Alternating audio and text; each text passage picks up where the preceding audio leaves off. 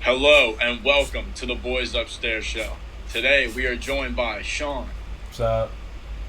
Luke, Thanks for having me. Jake, What's up? and Cam. Yo. So today, as you can see, I am virtual. I am in Dublin, Ireland, and the boys are in the studio as usual. Today there's a lot of stuff going on, so we're going to get right into it. So some breaking news that happened today is that per Ian Rappaport, Aaron Rodgers is going to run it back one more time with the Packers. It's going to be his last dance, as him and Devontae Adams posted on their Instagram stories. And Jake, when we woke up this morning, the Minnesota Vikings, your team, were the favorites to win the NFC North. Yes, and now Aaron Rodgers has committed, per sources, that he's going to come back one more time. So how do you feel about that, and what do you think is going to happen this year in the NFC North? Well, I was kind of surprised at first when he agreed to go back for a year, but I understand it now because there was not a great AFC team that they could trade him to where it would be a great fit. If he went to the Broncos, that would be a decent fit, but they would have to play the Chiefs twice a year. That's not great for him. And obviously he loves his teammates in Green Bay. They probably talked him back into saying, hey, let's go back for one more year. Let's go all in. As a supporter of the Minnesota Vikings, I'm not that concerned. I think it's going to be completely awkward for the Green Bay Packers organization. The front office and Aaron, they clearly are. They have a lot of tension, even though they're going to be playing this year. And I would probably, unbiased, even though I am biased, I would still pick the Vikings to win that division. But let me also just say this really quickly. I'm starting my recruiting pitch 1 year in advance. This is going to be Aaron's last year with the Packers. Brett Favre came to Minnesota Oh my God. and got one game away from the Super Bowl. If Aaron wants to play one more year with Green Bay and wave bye to the fans, and they'll probably lose again in the playoffs, For sure. come to Minnesota, finish what Brett started. It would be so poetic. So I'm not too concerned, but it's a great story for the league that he's still there. I will say that. Yeah, I don't know if he would go to a team in the same division. That would be a little controversial. That's what Brett Although did. he does. Yeah, no, that's true. But Brett Favre was also a very controversial guy. Although I guess Aaron is as well. But I don't know. I feel like for whatever reason, and we don't know why, but the sports books all had the Broncos as the most likely team to have Aaron. That's true. So, I mean, now that apparently the rumor is that he's going to play out this last year in his contract, and then the Packers have worked out like a similar deal to how Tom Brady got out of his deal with the Patriots. He's going to be relieved of his last 2 years of his contract after this year, and he's going to be a free agent next season, so he could go wherever he wants. And that's going to be a very interesting offseason next year. But this year, he's going to do his last dance with the Packers.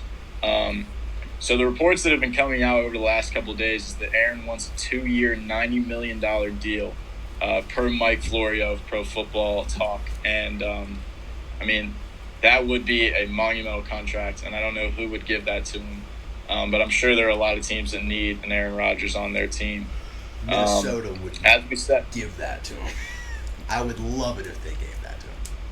I got Kirk. yeah, no, I mean, We can trade Kirk. Kirk would go.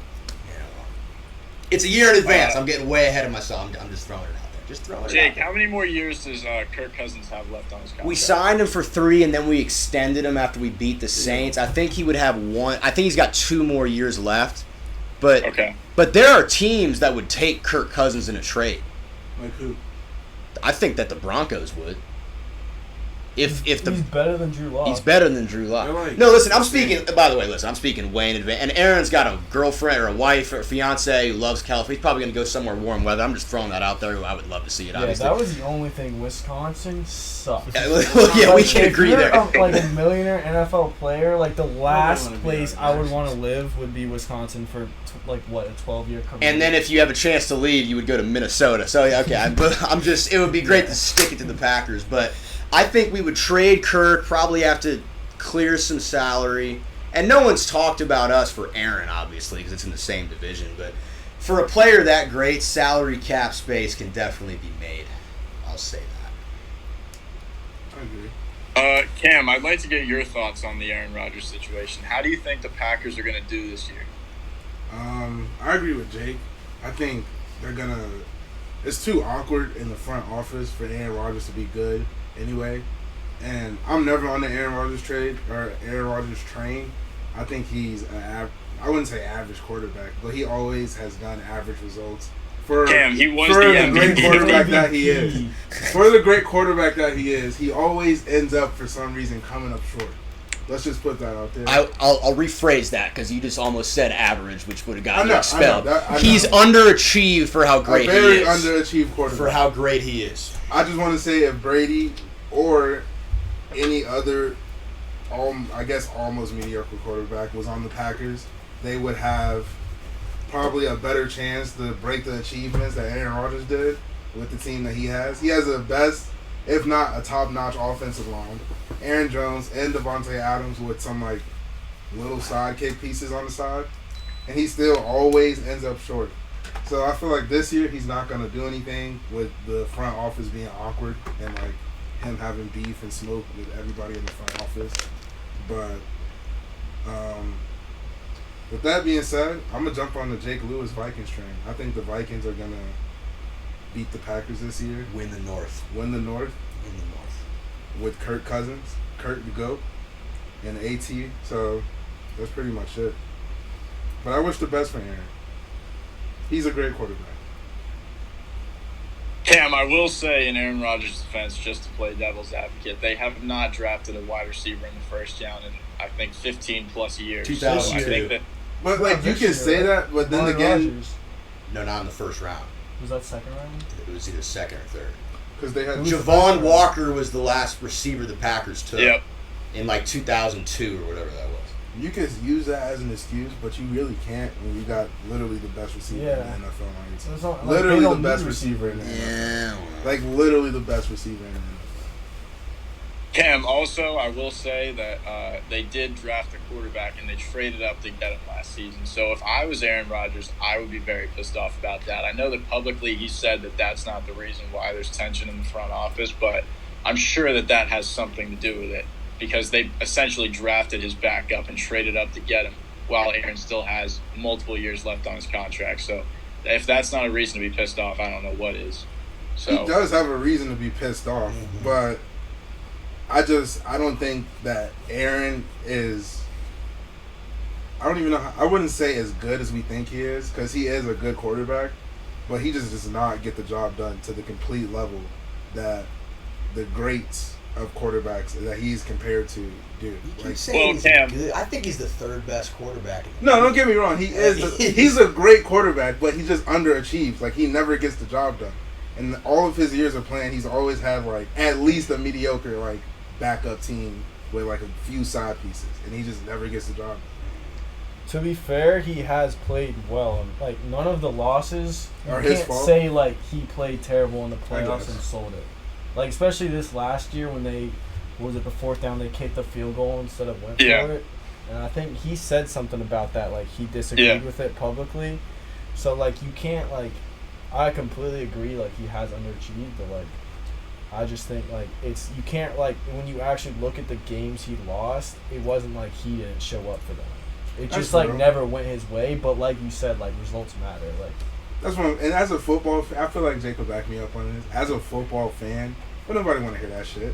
Like Brady's always gonna be like, fuck it. Like I got whoever I got on my team. Like Julian Edelman, the lacrosse player, catching 50-yard bombs from like Chris Hogan. I got these bums just doing everybody in because I'm that great of a quarterback and like I'm here to get the job done. And I just feel like Aaron is like always like laid back in a sense, I guess. But he is a great quarterback. Like I just said, he is top 3, if not top 2 in the league. People do say Aaron like finger points and blames others rather than putting it on himself. But in the Tampa game, in the other NFC title games, they got blown out by San Francisco and Atlanta. So it was blowout. So how can you put a blowout on one guy when they were just overmatched the whole game? In the Tampa game, their defense gave up that late touchdown to Scotty Miller at the end of the second quarter. That was not his fault. Aaron played, I think he had one pick, but he played really well. But they sold so many opportunities to win that game. They had first and goal on a few different occasions. It wasn't just at the end, and they had to settle for field goals, or they turned it over. So. No, and I will say for sure that in that NFC Championship game on that last drive, Aaron, looking back in hindsight, could have probably ran for the touchdown. Yes, he did. However, he did get taken off the field, and that's not his fault. They should have gone for it on that fourth down, and they didn't. And that's on the coach. So I don't think you can blame that on Aaron, and he was the MVP this past year. So I think that if you have the MVP on your team, you can't necessarily say that he underachieved. That's got to be some other people on the team. Football is extremely, more than anything else, a team sport. And if you're the MVP and you're a quarterback and you're Aaron Rodgers, who's one of the best of all time, and you haven't had a first-round receiver in the last 15-plus years, I don't think that he is the one to blame in this situation. And I think that similar to how Tom Brady kind of went out in New England, I think that he realizes that the Packers are kind of expediting his departure by drafting Jordan Love, and and Aaron just wants to go out on his terms. So I don't blame him at all, and I think that he gets a lot of unfair criticism, and I think that Cam is a part of that unfair criticism, saying that he's. Fuck. All right. But like, you could say that, and then if you look at Aaron Rodgers' career, like he hasn't done shit. I don't know how long. I'm not an Aaron Rodgers enthusiast. I don't really. Cam, he won a Super Bowl. He's got 3 MVPs. He's one of. Cam, I will say, and I think that it's pretty obvious that I am a Steelers fan. He did beat us in the Super Bowl. I was there. I saw it. And he played fantastic in that game. But if we're talking like now, like recent Rodgers, like recent everything he's done recently, like he's not really his past few years have not been. Other than this MVP year. Other than the MVP year, I guess. He had a bad, like the last 2 years before the MVP year, I think they weren't that great. He didn't have great stats. Can we agree he doesn't have a top 2 quarterback postseason career? Well, yeah. Well, Brady and... He's not top 2? He does not have a top 2 Well, Brady and Montana are here and everyone else is here. That's kind of unfair to... I mean, those two. Yeah, I mean, he's lost like what 4 or 5. Okay, can we agree he doesn't have a top 10 quarterback postseason career? I'd agree with that. Yeah, probably. If you're, what's he 1-5 in NFC Championship? 1-4, 1-5, one of those two. Yeah, I mean, that's my point. Like, and stats matter when it comes to winning and losing. Exactly. I support Aaron. I'll put it in this perspective. I'm a diehard Minnesota Vikings fan, as I've already said. So I have no reason to like anything involving the Packers. But some of the throws he's made, dude, like, I gotta respect. Like, the Cardinals throw in the playoffs when he was literally on his back foot and threw it like 60 yards in the air. Like, oh, yeah. I was like, this dude is unreal. He had 2 of those. He had 2 of those in that game. He did, That's yeah. right. Yes, he At the did. end of the half, too. Yes, he did. I mean, so I respect Aaron Rodgers, which is why I would love for him to come play for the Vikings after this following year. Throwing it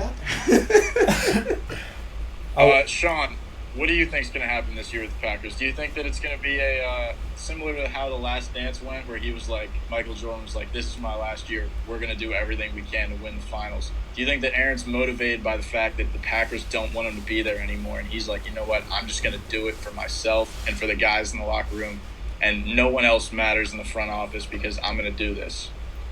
Yeah, I mean, that'd be a really cool story. I mean, if he could get his teammates come together like that and, like, play, like, I don't know, just, like, as a unit, like, kind of like Jerry Krause, like Jordan did with him, I think that'd be pretty cool. And knowing Aaron Rodgers, how realistic, like, can everyone in the room agree that's not pretty realistic, knowing the reason, like, how Aaron Rodgers was? What, them winning the Super Bowl? Like, him getting his team together as a unit and, like, bringing them together to win a Super Bowl. I think the team will rally in support of him. He won't do the rallying. The team will rally for him. Because I think the team realizes them drafting Love and not telling him was kind of dirty. Yeah. I think the team will rally around him. I'm not a Rodgers fan. That's it. I mean, I agree with Cam. Cam is not a Rodgers guy. I'm not a Rodgers guy. Cam, what do you think the ceiling is for the Green Bay Packers this year? I don't even know. They're not going to win the Super Bowl. If they do get there, if Rodgers unites the team and gets everyone together and they play how they should play. And there's no reason why the Packers shouldn't score on every single drive with the offense that they have. And their defense is like it's not the worst. So I could see them, if they do unite and everything, I could see them like getting to the Super Bowl, but there's no way they win. If everything goes planned to like how it's supposed to be. So Cam, do you think that they're going to be back in the NFC Championship game as they have been the past 2 years or what? Too early to call. Too early to call? Too early to call. They haven't officially signed him yet. It's in the works. Well, I mean, they're not going to sign him. He's already under contract. Well, they're going to renegotiate. Yeah, well, that's true. I don't think they're going to sign him for more years. I think that the report was that he's going to, like, I don't know what the word is, but essentially his final 2 years of his contract are going to be eliminated, and he's going to play out this year, and then after this year he's going to become a free agent. And that's what Brady did this past year. Like so, that. And you need to have like some type of faith in your like staff. And I feel like that's already thrown out the window with Rodgers and like how he feels about every single like coach, I guess. Especially didn't his throwing coach like get fired without him knowing as well, or some shit like Something. I think a quarterback assistant or coach. Some quarterback I assistant. vaguely remember that. So stuff like that, like if you're like, we've played sports in here. Everybody's played like some type of football sports. We all know that you can't win or go far in win a championship without having trust in the coaches. And that alone, with like him not achieving anything with the team that he already had, that's not gonna go far for me. all right, well, let's switch gears here. Let's talk about Roger Goodell saying that there are new protocols this year in terms of vaccines and teams having to follow new rules. So last year, as we all know, a lot of games were rescheduled. A lot of games were moved around. The Steelers had to play 3 games in, I think, 13 days, which is 12. absolutely absurd. 12. Talk to him, Sean. So the new rules, I'll just go through a couple of them here so that we can get them out of the way. If teams have outbreaks that prevent them from playing a game, they will forfeit the game. They will also have to pay the game checks of all the players on the other team and the money that other team would have made for that game, which is around like $50-60 million. So the other rules that will be in place: unvaccinated players will have to socially distance in the weight room, in the showers. They're not allowed to go in the cold tubs when the vaccinated players are, and the vaccinated players don't have any restrictions. As well, the vaccinated players will be tested 14 times throughout the year for COVID. The unvaccinated players will be tested 140 times. So that's a huge difference. So the NFL is really trying to get people to get vaccinated. As of right now, 80% of the players in the NFL have gotten at least one shot of the vaccine. However, some big names have said, such as D-Hop, he said, quote, "Never thought I would say this, but being put in a position to hurt my team because I don't want to take part in the vaccine is making me question my future in the NFL." He tweeted that, and then he deleted it. And then Leonard Fournette said on Twitter, quote, "Vaccine, I can't do it," end quote. So those are some big names. Obviously, Leonard Fournette was in the Super Bowl, and DeAndre Hopkins is one of the best wide receivers in the NFL. So there are guys, and obviously Cole Beasley has been the most outspoken against the vaccine. There are guys that are against the vaccine, and that's their right. And the NFL is not forcing anybody to get it, but they're just saying that there are consequences if your team cannot play because of an outbreak. If it's because of you, you will be penalized for it. And I think that the idea that games aren't going to be rescheduled is good from a fan's perspective because, like, just for example, on Thanksgiving, the Steelers were supposed to play the Ravens at the night game. And Thanksgiving is the best day, or one of the best days in the NFL to watch football. And not having that late game just really sucked this year because that's something that everybody looks forward to, eating Thanksgiving dinner and watching the game. And it got rescheduled for like the following Tuesday or Wednesday, which that was not fun. So I will say that having all the games scheduled as they're supposed to be scheduled is better from a fan's perspective. However, it does severely affect the teams that have to forfeit, obviously, because that's unprecedented in NFL history. Also, all coaches and Tier 1 staff are required to get the vaccine, which is different from players who it's optional for. So far, Jake, the Vikings O-line coach, was have to be not fired, but parted ways with because he refused to get the vaccine. And I think the Patriots assistant coach as well, same situation. So the NFL said the only way you can not get the vaccine if you're a coach is if you have a legitimate religious or medical reason to not get it. Any other case, you have to get the vaccine. Players don't, but they will be penalized if they get COVID.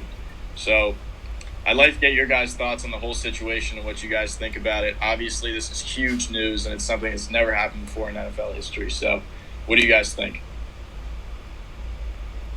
I mean, I have pretty strong feelings about like these rules. Like, to me, I think it's like pretty ethically wrong to make people choose between their career and like a medical decision.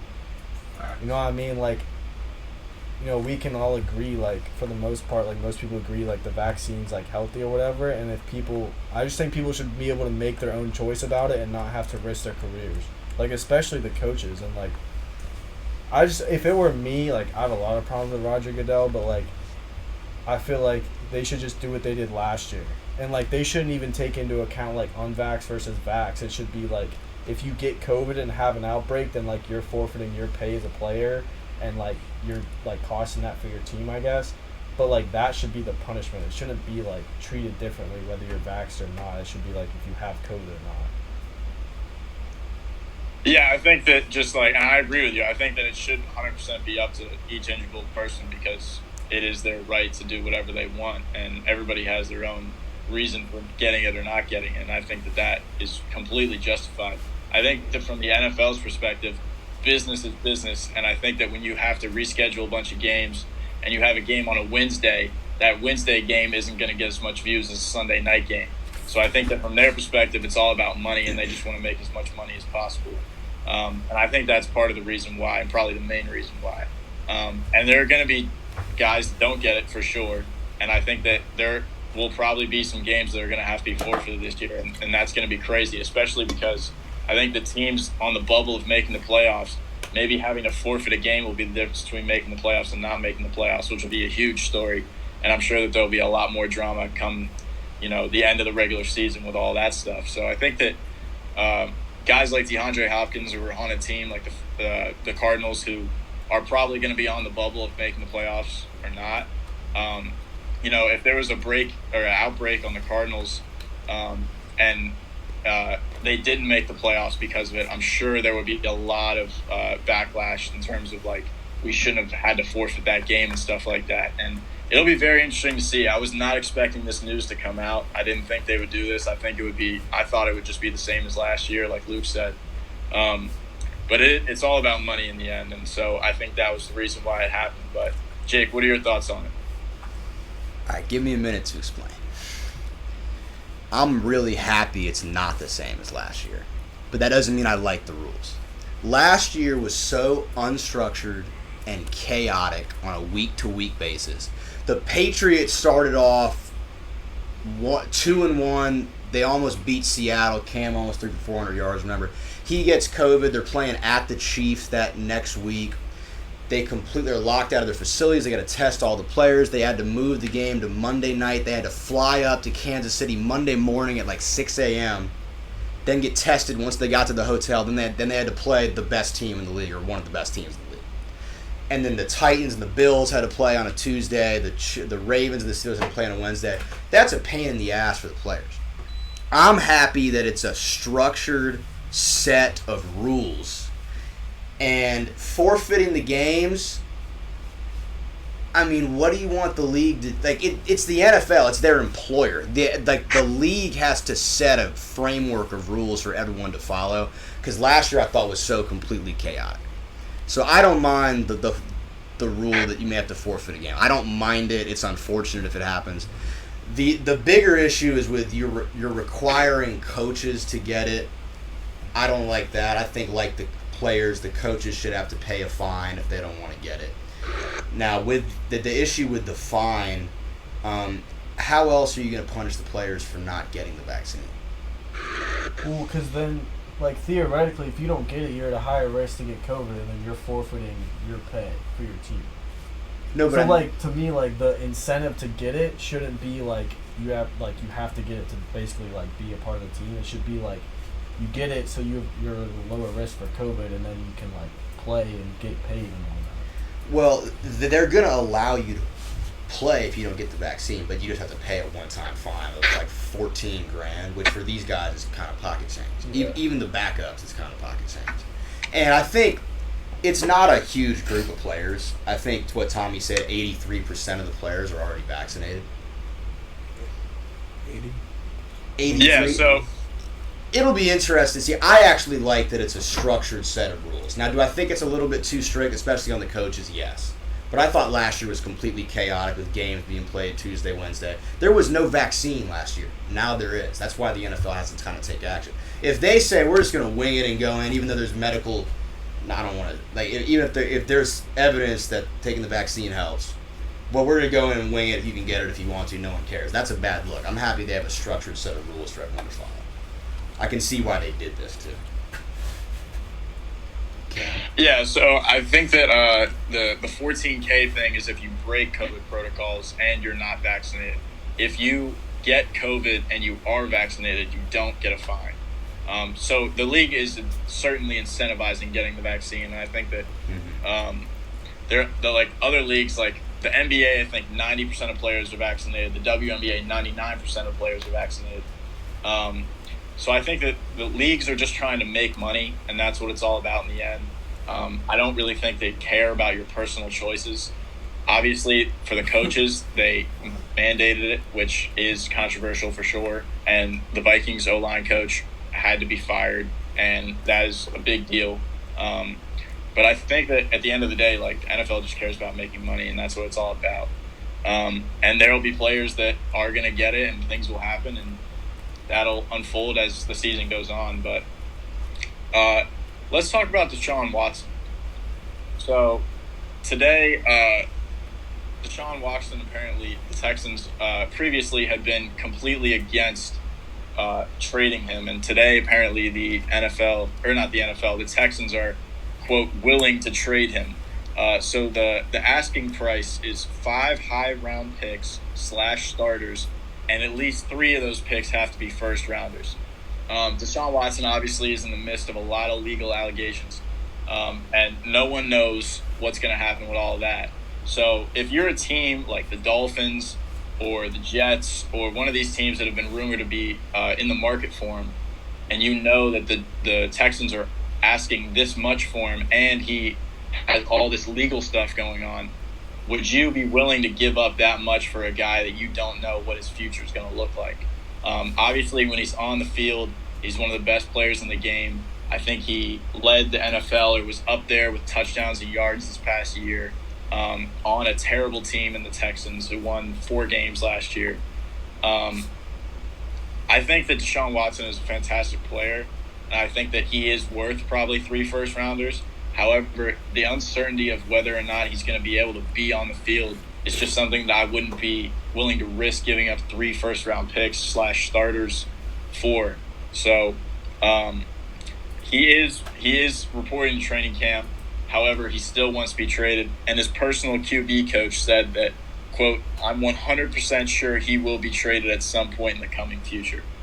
So whether or not that is for the asking price or if they don't get what they're looking for, he thinks he's going to be traded soon. So where do you guys think he's going to go, and do you think that is a smart move by the other team? I think it would be a good trade for any team that got Deshaun Watson. It's Deshaun Watson. As a Dolphins fan, I guess, I would love to have Deshaun Watson over Tua. I feel like there are many quarterbacks in the league that I would take Deshaun Watson over and trade him for him in a heartbeat. No matter how many rounds or picks it has to be, it's Deshaun Watson. That's like a franchise-changing quarterback. So if anybody could get him, it would be 100% a good move, no matter what you give up, I guess, or most quarterbacks, or what most teams can give up. Does anyone else have any thoughts on that? Because, I mean, I agree that, he's a franchise quarterback and he's one of the best players in the NFL, but at the same time, I mean, he could be in jail. Like, if these allegations are true, then he's not going to be on the field. So, obviously, no one knows what's going to happen. I hope that whatever is the right thing happens. If he did what he was alleged to do, then he should be in jail. But if he didn't, then he is going to be on the field. And whether or not that's with the Texans or the Dolphins or somebody like that, I just don't know right now if he's worth the risk. And I think that it's a very, very slippery slope. If you're a GM of a team like the Jets or the Dolphins and you trade 3+ first-round picks for a guy that is in jail, you're going to be the laughingstock of the NFL. So I think that it's a very slippery slope, and I wouldn't personally do it at this time. I think that you have to wait and see what happens legally before you do anything. You don't win games by playing it safe. Yeah, but I mean, if you get, like, that's your future. Like, 3 first-round, like, I would give up, like, players more than, like, 3 first-round picks. But the Texans are going to want picks. No, I would give up, like, 1 or 2, and then, like, if I'm the Dolphins, I'd be willing to give up, like, 2 and a first and a second. Like, I feel like that would be fair. They'd probably hang the phone. They would hang the They phone. probably because they want They at would least. block They it. want at least. I mean, we say that, but, like, they traded DeAndre Hopkins for, like, what? Well, maybe if bag of chips in well, the maybe pit. if the Texans are told, yo, he's going to jail, then they would do it. Trade gets done. Well, even though I think they would void it, that would be a clusterfuck. Sorry, Yeah, that would be I wouldn't. something else. I wouldn't trade for him until the allegations are cleared. If the allegations get cleared tomorrow, I think Jets, Broncos, Raiders. Actually, I don't know about the Jets. I think they love Zach Wilson. Dolphins, Broncos, Raiders would immediately be on the phone with him. I don't see them trading him to an AFC team. I think the team that should be the first team to pick up the phone and call is the Eagles. They're in the NFC. They would immediately have the best quarterback in their division if they get him by a long shot. That's right. I picked them on this show when we did our preseason pick show to be the worst team in the NFL. I think the Eagles are going to be god-awful. As did I. By the way. I like Jalen Hurts. Because- I want like him to do Jalen Hurts well. too. But did the Eagles like him? I'm not saying they're I don't gonna be think good. they- I think- hope I want him to do well. I think you put him in Philly. Philly's a fan base that'll embrace you no matter your troubled past. I wouldn't agree with that. I think the Phillies probably the toughest fan base in. They liked Michael Vick. Regardless of the sport. He said they like Michael. If Michael, If you're playing well, they like. that's you. my point. Yeah. He comes in, Yeah. Deshaun Watson's They going don't to come care in about and your play well. character. They just care how you play. That's facts. Well, Terrell Owens was an asshole. Came in, they loved him immediately because he played well. Vic, same thing. I know damn well Coach JT would love Deshaun Watson if he played for them. I also said, Tommy, remember the Eagles coach? I don't even know what his name is, but he gave one of the worst press conferences. Like, they need some juice. So if the allegations get cleared, the Eagles should call and try to get it done. So, Jake, do you think that the Texans would take Jalen Hurts and, I mean, I don't know, I guess 2 or 3 first-round picks for Deshaun Watson? Would that be a good 3 trade? first, Miles Sanders, and a defensive guy. I would do that if I were the Eagles. So you would keep Jalen Hurts? Well, if you got it, if you want to include him, you can. I don't think that's like who the Texans really want back. Well, the Texans, They would want the picks, a Yeah. star player like Miles Sanders. I say star, like a quality starting player, and then who's on the Eagles' defense? I don't even freaking know. Is Fletcher Cox still there? But he's really good. I wouldn't get rid of him. I think that the Eagles I are couldn't in say. rebuilding mode right now, and I don't really know if it makes sense for them to get Deshaun Watson who's That's in his what I'm prime. saying. It doesn't make sense for a rebuilding team to give up all of their picks for them. So name a team in the NFC, because I don't think they would trade him to an AFC In team. NFC, Like, because the Dolphins make a ton of sense, the Broncos, the Raiders, the Jets make a ton of sense. yeah, But they're in the AFC. I don't think how deals work in the NFL is that they don't trade a guy to the same conference. well, to me, what would be something would be interesting? What about the Packers after this? Say Deshaun plays one more year for the Texans, and then they trade Aaron Rodgers for Deshaun Watson. low key, if Deshaun goes to the Packers, I feel like he would get farther than Aaron Rodgers. Aaron Rodgers would probably retire. 100%. You just hate Yeah, it. if Yeah, Rodgers retires. Deshaun Watson retired. would If get Rodgers farther retires than and Aaron I'm the Rodgers. Packers, I'll give up 3 first-round picks for Deshaun Watson. No, but I mean, like, you're- if you tried to trade Aaron Rodgers for Deshaun Watson, Aaron would retire. He's like, I'm not. He wouldn't go there because they're. Well, a yeah, dumpster no, fire. I don't think the Texans would do that anyway. Well, that would be very interesting. We have to wait a year because Aaron's gonna. But I mean, I think there's teams in the NFC. I mean, I think the Redskins aren't bad at all. I just think The they don't Washington have a Football team. Sorry, the football team. I think the football team is like a good example. I mean, they're a young team. They got Terry McLaurin. They're He's a stud. they're probably a quarterback away. That's what I'm saying. Chase Young. A team like that, or the Vikings, like you said. I mean, if the I would Vikings love- got yeah. him, I mean, I would and love Kirk to get Cousins him. is like a good piece you could throw in Shout a out trade. Kirk. You said they want picks, but like I would. Well, we would give him whatever picks we got. I think that the Saints would be a great fit, but they're in salary yeah. cap hell, so I don't even know if they could make that work. Yeah, so Jake, for me, I think that you're right. The teams usually don't trade within their own conference, but I think that the Texans are just like in total rebuilding mode, and I think that honestly, it wouldn't really affect them if they traded Deshaun Watson to another AFC team because I mean, like it's not going to affect them. They're going to be terrible no matter. They what. just want the best offer. Yeah, that's very. Yeah, I mean, I think that they're just going to look for as many first-round picks as they can get, and if it's somebody in their own division, I don't think it really affects them at this point because they're just in rebuild mode. So, I don't know. Honestly, I don't really think that the Packers would trade for him just because they just traded up to get Jordan Love. So then it would be like we automatically don't believe in Jordan Love already, even though he's never played. So that would be a little messed up. But honestly, I think that the best option for Deshaun is the Dolphins right now, and that would send Tua back to Houston. And he's young, so that would fit the whole rebuilding phase operation. But if I was the GM of the Dolphins, I wouldn't do it right now just because of the whole legal situation. I just don't think it makes sense, and it would be so hard to justify doing it if he is guilty of everything that he's being accused of. So it's just such a hard thing to do if you're a GM in the NFL to do a blockbuster trade regardless of any legal things that are going on, and especially in this case because of the 10-plus legal cases that Deshaun Watson has going on right now. So, Sean, is this gonna be Big Ben's last year? Yeah. It should have been. Would you give up a first and T.J. Watt for Deshaun Watson for next year? No fucking Yes. shot. No way. Really? Why wouldn't you do that? Deshaun Watson, Najee Harris, great receivers. The Steelers draft extremely well. You could probably get Bud. Is Bud Dupree still on the team? You guys have a great. It's the Steelers. Let's see how Dwayne Haskins does first in like preseason. Dwayne Haskins. You're putting. No, I'm not saying that, but like if there's a shot that we could There's somehow no shot. fix him, There's no shot. I'm not trading Jake. away T.J. Watt in a first round. No, I'm just saying because we're all talking about multiple picks, multiple players. T.J. Watt TJ might be the he's best worth defensive too. player in the league. That's what I'm saying. So, well, I'm just saying, you get a quarterback. You get Deshaun Watson. Assuming and one thing me and Tommy, I think all of us agree about, that we would wait to trade for him until the allegations are clear. Like, you're not going to trade for him. absolutely. Yeah. Like, you're not going to trade for him when you don't even know if he's going to play.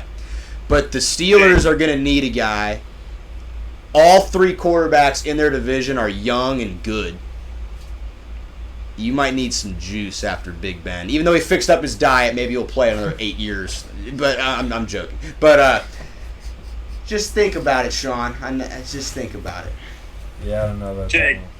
Jake, I'll tell you right now, there's a 0% chance that Deshaun Watson will be on the Steelers. I think that Big Ben will have his last year this year, and I think that it's going to be a motivational thing for the rest of the guys on the roster, similar to how Jerome Bettis said he was going to come back for one last year, and we ended up winning the Super Bowl. I'm not saying that we'll win the Super Bowl this year, but the year that we won the Super Bowl, and it was Jerome Bettis' last year, we were a wild card team, and we won the Super Bowl. So people weren't giving us a chance that year either, and we ended up winning it all. So you never know what can happen once you get in the dance. No, I agree. I'm just saying that when Big Ben retires, what's the plan? Is it really Dwayne Haskins? I think we're gonna be awful for like 2 years and get a quarterback in the draft. It's the Steelers, bro. You guys don't think like that. Yeah.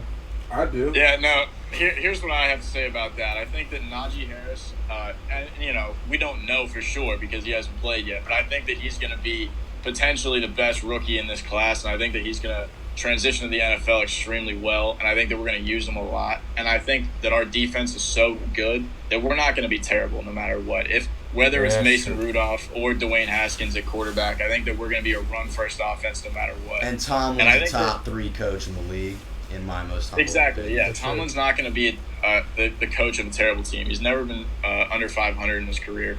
And I think that Dwayne Haskins potentially changing teams has, the Washington football team, with all due respect, is not a great organization and hasn't been for a while. So I think that was somewhere where a rookie quarterback who's being thrust into a starting role isn't going to have very much success no matter what.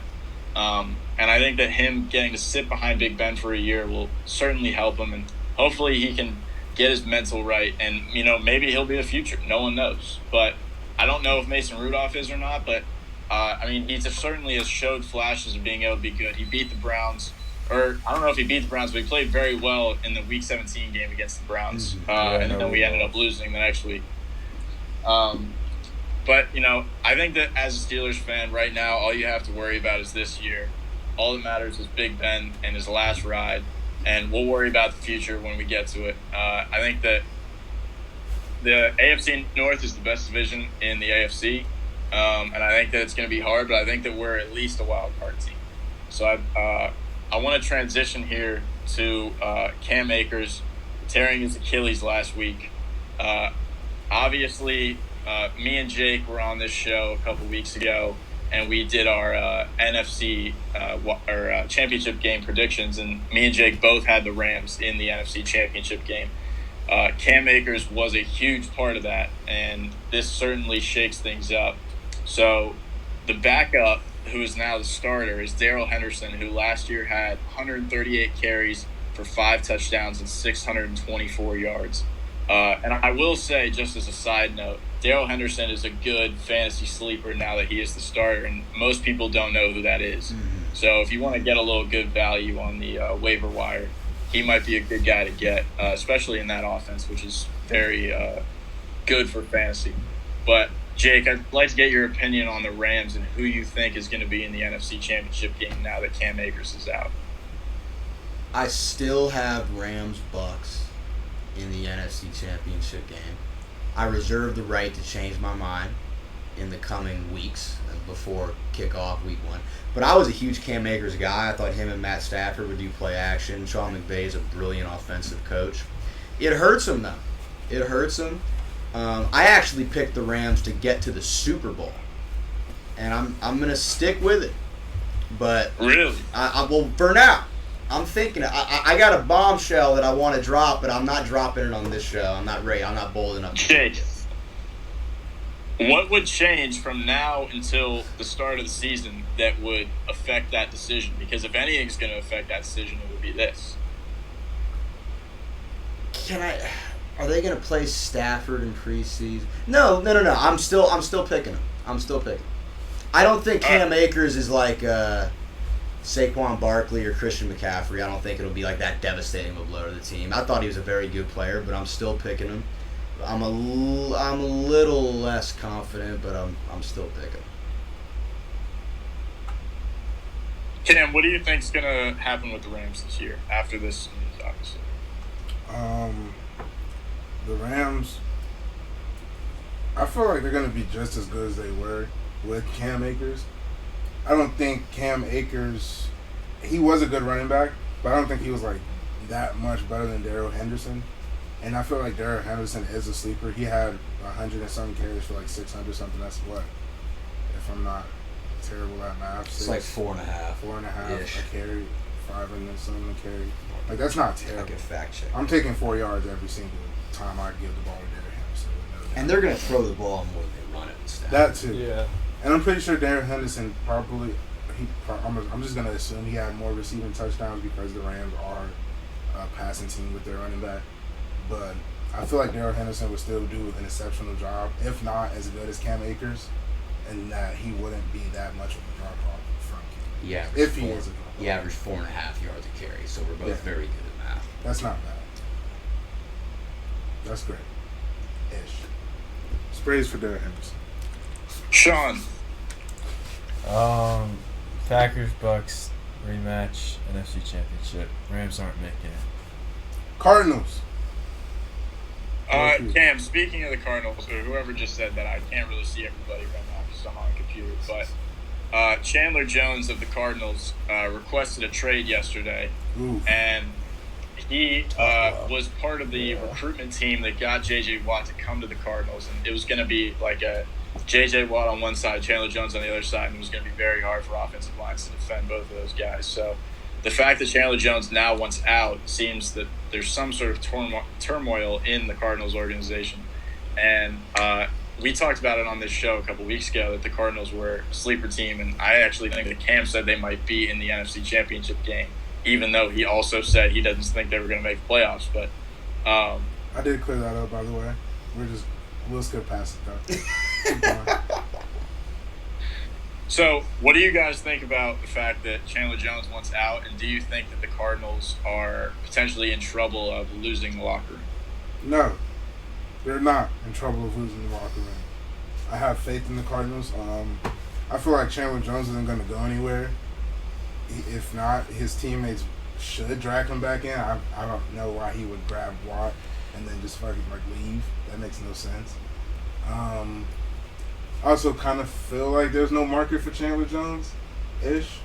But he is a great player, and I feel like when he does stay, him and Watt on both edges, and then Kyler Murray and D-Hop on offense with Larry Fitzgerald and A.J. Green, that's exceptional offense. That's beautiful offense. That's a work of art right there. So I'm not worried at all that Chandler Jones requested a trade. He will be staying. Mark my words. There's always a market for an edge rusher. There is a market for Yeah. Just He's letting you know. like top 3 edge rusher. He is. I don't see him leaving, though. I don't see him leaving. He was. I don't think he still is. Top He's 5. he's top capable. 5. Arguably top 3. Well, T.J. Watt, T.J. Watt, Joey Miles. Bosa. Nick Nick Bosa. Well, Nick and Joey are both better Yeah. than him. There you go. I just Yeah. named 3 of them right there. And I'm thinking and there's more dudes. I just thinking quickly here. Chase Young Khalil. could. Chase Young, Khalil Mack. I don't know if Chase Young is better than him right now. I don't think Chase Young is better than him. I don't think, like, currently, I don't think he is, but I think Chase Young's going to get lost. But Cam's not concerned. I'm not Still concerned like the at all. Cardinals to go. Especially with Cam Akers getting hurt. Like, again, that's not that much of a drop-off, but it's still a drop-off. So, like, they'll manage. I'm not worried about it. I think that division's, like, the most interesting division to watch this year. Toughest It is. division. Because you got the Seahawks, who were, like, Russell's always playing, like, high-caliber football. So they're always kind of up and down, like, good, and then sometimes they never finish. They always start really good. Yeah, that's but I mean, I still think they're a good team. The Rams have Matthew Stafford now, which will be interesting to watch. You got a situation with the Cardinals.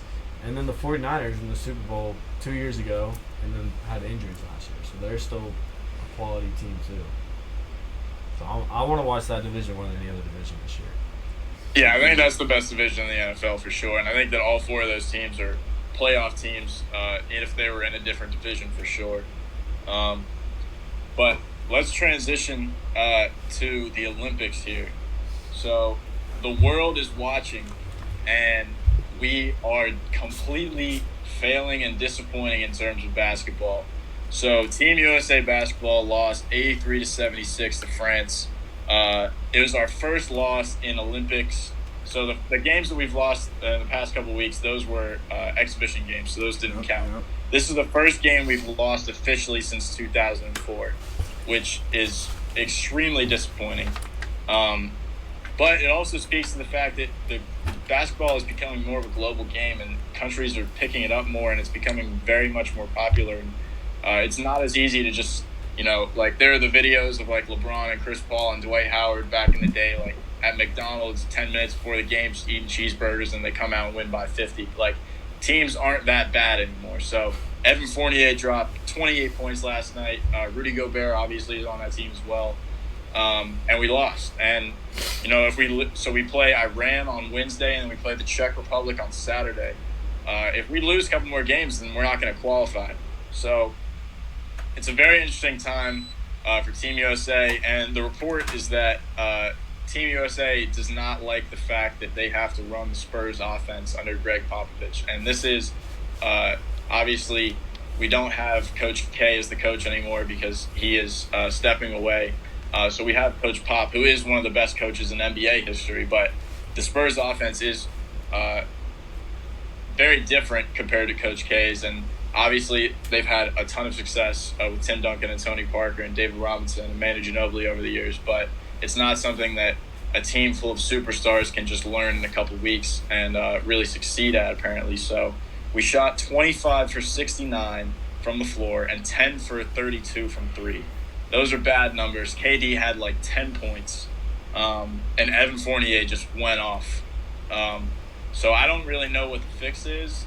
And, if we don't win the gold this year, then that really speaks to the fact that the game of basketball is becoming much more competitive across the world. And I think it's 4 of the last 5 MVPs in the NBA have been international players, which is pretty crazy, with Giannis and Jokic. And I just think that the game is becoming much more popular, and that's obviously speaking volumes in these Olympics. So do you guys think that we're going to win the gold this year, or do you think this is going to be an embarrassing year for Team USA? Well, I saw I think the Evan Poirier guy, he had a quote, and he was basically saying that the USA team wasn't playing team basketball. If I read that correctly, they weren't coming together as a unit. I think that was kind of a pretty interesting quote. He said they're good as individuals, but not as a team. And the crazy thing about it, he said that before the game. So that was him low-key taking shots, and they still lost. Team USA was we just gonna still lose. But I think the players are just missing. We shot terrible, and field goal percentage and 3-point percentage, we shot under 30%. That's terrible as a basketball team, but full of all-stars on it. Once again, like he said, KD had 10 points, and probably I think he shot 4 for 12 or something like that, which is terrible as well. He's the star of the team. There are other good players on the team, Damian Lillard, Jason Tatum, Devin Booker, but there is significant that KD is the all-star of the team. He's obviously the best player on the team, and I feel once you're the best player on the team, you cannot be dropping 10 points, shooting under at most 40% in the game with 10 points. That's just not how it goes. And he also, I think he fouled out. If I'm not sure, he was in foul trouble. I know that for sure, which is also just bad basketball, I guess. It's not Team USA that, but they will bounce back. It's not they don't have all-stars, and I'm pretty sure we're not bad. We're not terrible. France is nowhere near better than us, is what I'm saying. There's no reason why we should be losing to fucking France and Australia. And I'm assuming when we play Iran and Czech Republic, we're gonna smoke them. We're gonna beat the hell out of them. But who knows? Damn it, everyone's just playing terrible. No one was making shots, and there's nothing you can say about that. If they don't make shots, they obviously are gonna lose the game. So they just gotta play better. Agree with everything Cam just said. It's a team built on the 3-point shot. They're just not hitting them. But forget Team USA. I'm an American. So I'm going to support my country. Did you see what Luka Doncic did? That's what I was about to say. Yeah. He had more points I am cheering for Slovenia. Call me a traitor. I do not care. 48, 10 and 5 or something? He had more points than all 5 starters on the Bro. USA team. Come That's on. awful. He had more points That than Bradley dude is Beal, ridiculous. KD, Jason Tatum, and Dame. Cam, name me a Slovenian player other than him. Okay. He's playing Oh, with us, probably. If I'm not no, I don't think this is right. But Sabonis, am I correct? Is Sabonis Slovenian? That's worth a Google. I don't think he's on the team, though. No, I don't think he's Slovenian. I'm pretty sure Luka's the only NBA player on the team. I would love to see, and what Pop might have to do, he might have to start coaching them like a real NBA team. KD take the most shots, Dame take the other most, and the rest of you guys are role players. Like, he might have to be mean to him because you got like a hierarchy. You take 20 shots, you take 15, you take 12. The rest of you guys are role players, get rebounds, set picks, whatever. Now that would be tough of him to do because they're all stars. But I would love to see a gold medal game, USA versus Slovenia, and watch Luka play 1-on-5 basically, and it would be beautiful to watch. Because I'm cheering for Slovenia. I'm sorry. I love America, but I want to see that dude go far. He is ridiculous. You gotta root for Luka. You can't not root. I'm a Luka. Praise for Luka. You gotta root for Luka. I'm a fan of Luka. Mike. No, and I will say, Argentina is by no means a bad team, and the fact that they beat the U.S. in the exhibition game. Yeah, He exactly. just cooked them. No, and that was Slovenia's first Olympic game of all time, which is incredible that Luka is that good. This dude. My God. So if Luke is able to get to the championship game, and whether or not they win or whatever, just the fact that if they're able to get there in their first Olympics, that would be insane, and it would speak to how good Luka is. And he's like 8 days older than me. No, I'm sorry. I think I'm 8 days older than him. What the hell have I done in my life? He's leading Slovenia to a gold medal if he gets that done. My God. Good for him. I'm cheering for him. I'm sorry, America. I'm cheering for him. All right. Well, that does it for this episode. Sean, thank you so much for being here and contributing. Oh, yeah. Luke, your first appearance on the show. It was a pleasure to have you, and Thanks come for back having anytime. Jake, as always, thank you for being here. Sean, when the Steelers trade for Deshuan Watson and get rid of J.J. Watt in a year, I'm going to call you and get your fully just enraged It's reaction. T.J. Watt, and that's never. Oh, I said gonna happen. J.J. I'm sorry. Well, you know what I meant. They Sorry. they would be stupid not to. I'm going to get Sean's reaction when they trade T.J. for Deshaun in a year. I'm just not going to comment on that. And Cam, thank you for being here, brother. Thank you. I'm gonna go out. Aaron Rodgers is overrated. Big Ben sucks. Get rid of Big Ben if you want to win some games. Wow. Sprays in there for that. Well, thank you for joining us, and have a good evening.